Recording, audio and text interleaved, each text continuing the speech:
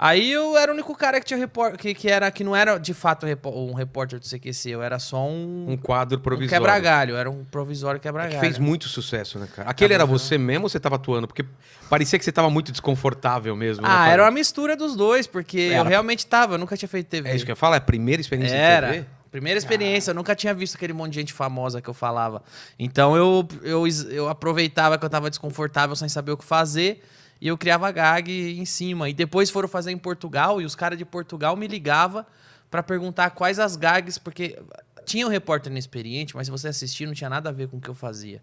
Lá em Portugal, você tá falando? Não, na Argentina tinha. Da onde veio o programa. Da onde veio o programa tinha, mas não tinha nada a ver com o que eu fazia. Eu comecei a criar muita gag visual, muita gag física, de microfone.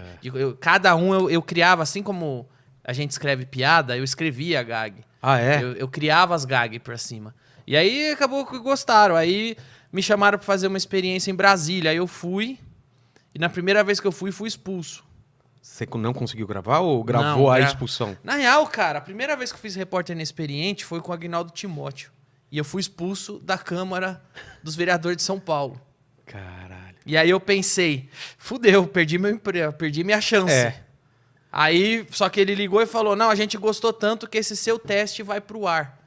Que ele... Tinha material pra teste? Tipo, o fracasso era engraçado, é isso? E aí foi pro ar que o cara me expulsando, puto comigo. Aí passou os 3 meses de contrato, o Diego Barredo, que era o diretor do CQC, falou, vou fazer uma experiência com você, vou te mandar pra Brasília. Aí eu fui. Primeira vez que eu fui expulso do Congresso. Por quê? Você lembra? Lembro, porque eu perguntei pro Arlindo Quinalha, que era do PT, que era o líder na época ele era o líder da Câmara dos Vereadores, ele era o líder do PT na Câmara, e eu perguntei pra ele sobre o Caixa 2. Tá.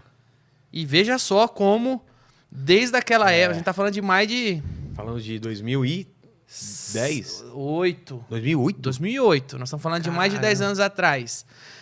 Veja como o PT era mimado pela imprensa. Que precisou um cara, um novato do humor, que tava pouco me fudendo. Desafiar os caras. Não é nem desafiar. O que eu não fui desafiar, eu fui fazer uma pergunta que eu, como cidadão, queria ouvir ele responder, porque ninguém fazia. E por que ninguém fazia? Eu sei a resposta. Que eu cheguei pro cara do PT e perguntei com todas as letras. E o Caixa 2. E ele começou a falar que eu estava desrespeitando e me expulsou do Congresso. Por causa dessa pergunta. Ali eu percebi como o PT é mimado pela imprensa.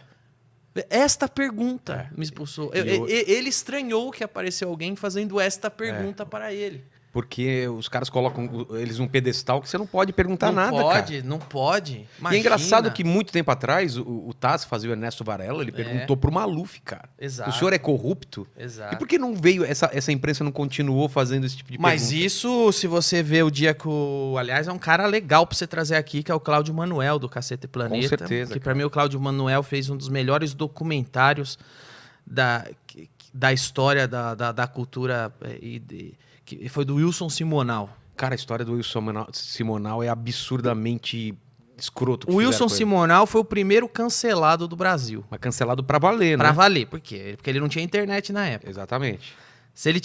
A mesma coisa que fizeram com o Simonal, fizeram comigo todo mês. Por sorte eu tenho internet hoje e dá pra você ir lá falar. Fogo contra fogo. Né? Mas falei do Cláudio Manuel, porque o Cláudio Manuel foi no meu programa uma vez. Quem tiver curiosidade, procura lá, Cláudio Manuel de Noite, onde a gente conversa sobre isso. E ele fala que ele tava no Cacete Planeta, ele zoava o Itamar, zoava o Collor, o Fernando Henrique, e tava tudo bem. O dia que ele zoou o Lula, começaram. Mas e aí? Não sabia disso, não. O dia que ele começou a zoar o Lula, o dia que o Caceta começou a zoar o Lula, começou as represárias. Mas e aí? Bilhetinho? Não. É dos próprios colegas. Dos colegas mesmo? Jornalista, os artistas, o pessoal na rua. Mas e aí? Mas não pode zoar o Lula. O Lula não. Eu falei, mas eu zoava o Fernando Henrique até o ano passado. Não, mas o Lula não pode zoar. Isso não pode fazer.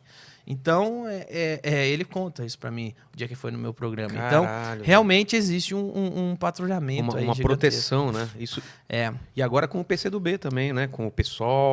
Tudo que é de progressista e de esquerda é sacrossanto. Com isso não se agora, mexe. hoje eu tava vendo, ontem o Boulos pedindo uma vaquinha pra cobrir os custos da campanha, que ele usou o fundão eleitoral. Ele usou o fundão eleitoral.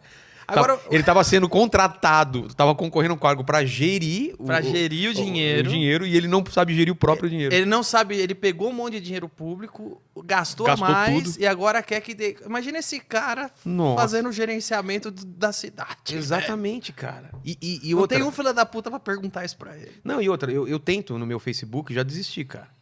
Você não pode falar nada mal. Pode. Você faz zoeira com o Covas, beleza. Você faz zoeira com o Boulos, você não pode, cara. Não pode. Ele cara... É sacrossão.